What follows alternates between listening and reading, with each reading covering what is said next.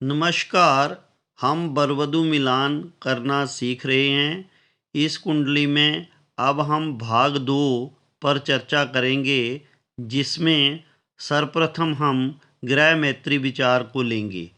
आइए इस पर विचार करते हैं। इसे देखने के लिए बरवधु के राशि स्वामी जो होते हैं उनकी मैत्री देखी जाती है। इसके 5 गुण होते हैं। जे हमारे ज्योतिष शास्त्र में वर-वधू के मिलान के लिए सबसे महत्वपूर्ण चीज है। देखा जाता है कि क्या उनकी राशियां आपस में मित्र हैं या नहीं। कुल 12 राशियां होती हैं। मेष राशि का स्वामी मंगल, वृक्ष राशि का स्वामी शुक्र, मिथुन राशि का स्वामी बुध, कर्क राशि का स्वामी चंद्रमा, सिंह राशि का स्वामी सूर्य, कन्या राशि का स्वामी बुध, तुला राशि का स्वामी शुक्र, वृश्चिक राशि का स्वामी मंगल और धनु राशि का स्वामी गुरु, मकर राशि का स्वामी शनि, कुंभ राशि का स्वामी भी शनि और मीन राशि का स्वामी जो है वो गुरु होता है। वर-वधू में से देखेंगे कि किसका स्वामी कौन है। उसके बाद हम इन राशि स्वामियों के आधार पे देखेंगे कि इनमें कितनी मित्रता बनती है। दोनों वर-वधुओं के स्वामी आपस में कितनी मित्रता रखते हैं। इन्हीं ग्रहों के आधार पर उनका भावी जीवन तय होता है। आइए अब देखते हैं कि राशि मैत्री में 5 में से कितने गुण प्राप्त होते हैं।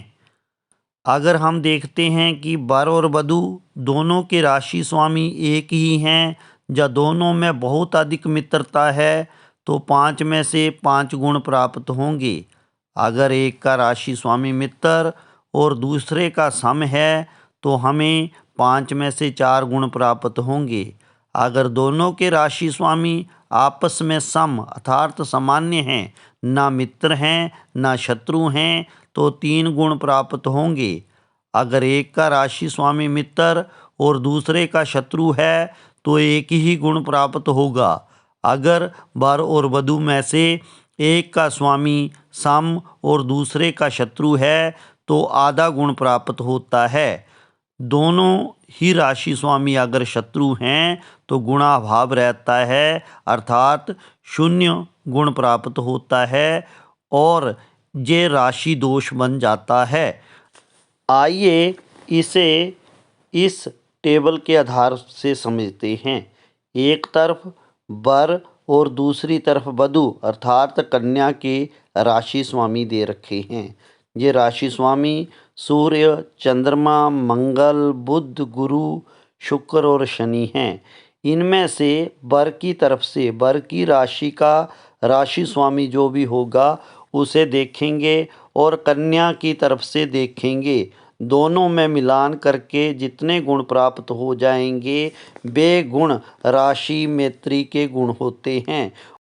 उदाहरण के लिए अगर लड़के का राशि स्वामी सूर्य है अर्थात लड़के की कौन सी राशि बनेगी, सिंह राशि है और राशि स्वामी सूर्य है, और कन्या की राशि मीन है और उसका राशि स्वामी गुरु है, तो हम सूर्य से गुरु की तरफ देखेंगे और 5 अंक या 5 गुण प्राप्त होते हैं। इसी तरह से अगर एक और उदाहरण लें और हम देखें कि वर की राशि जो है वो मकर है तो उसका राशि स्वामी शनि हुआ, तो और कन्या की राशि सिंह है तो उसका राशि स्वामी सूर्य हुआ, तो 0 गुण प्राप्त होता है।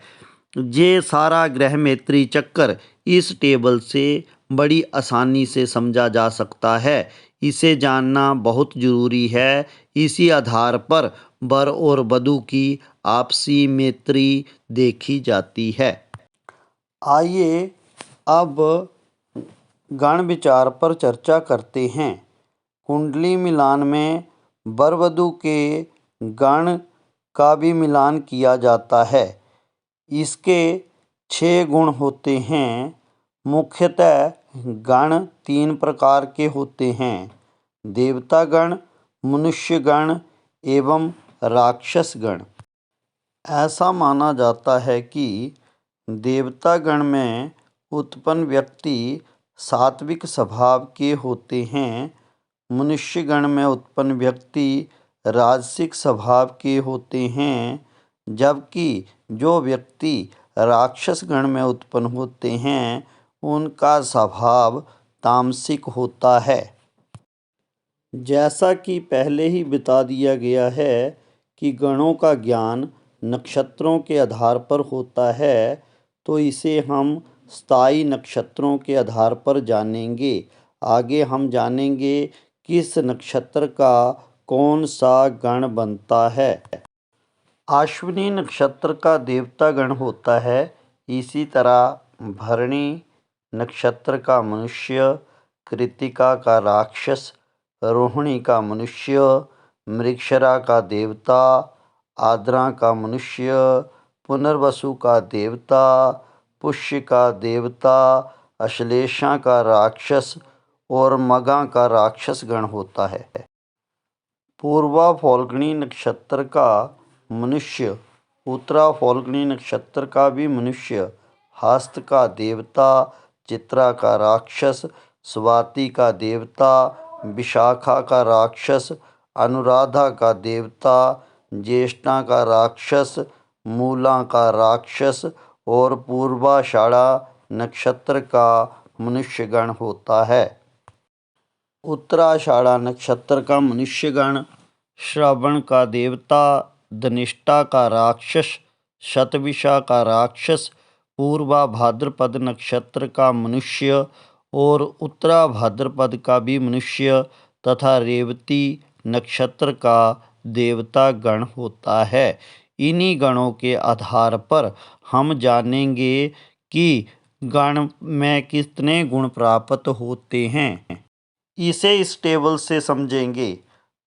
एक तरफ वर के और दूसरी तरफ कन्या के गण दे रखे हैं।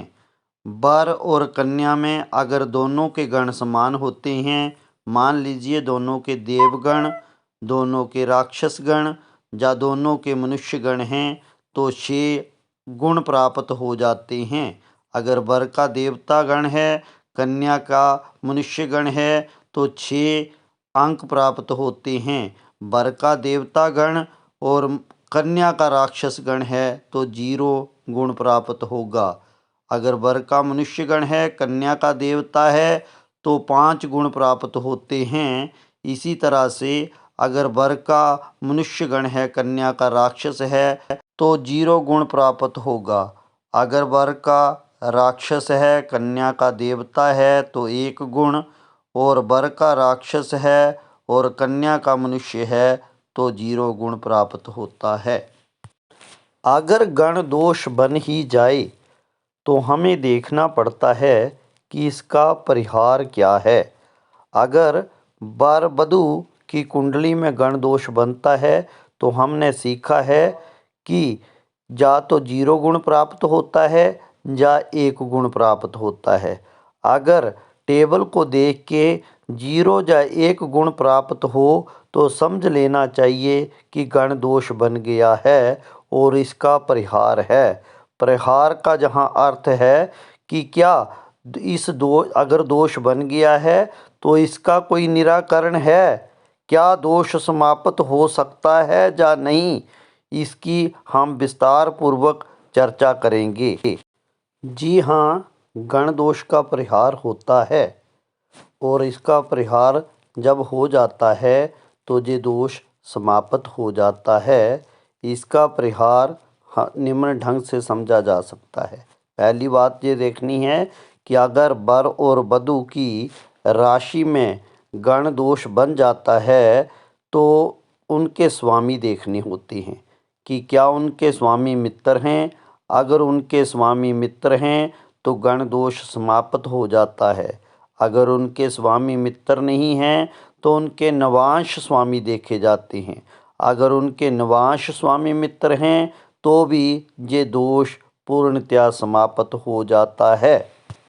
दूसरी बात देखी जाती है कि वर और कन्या की नाड़ियों में भिन्नता है, इसका ज्ञान अभी तक हमने नहीं लिया है।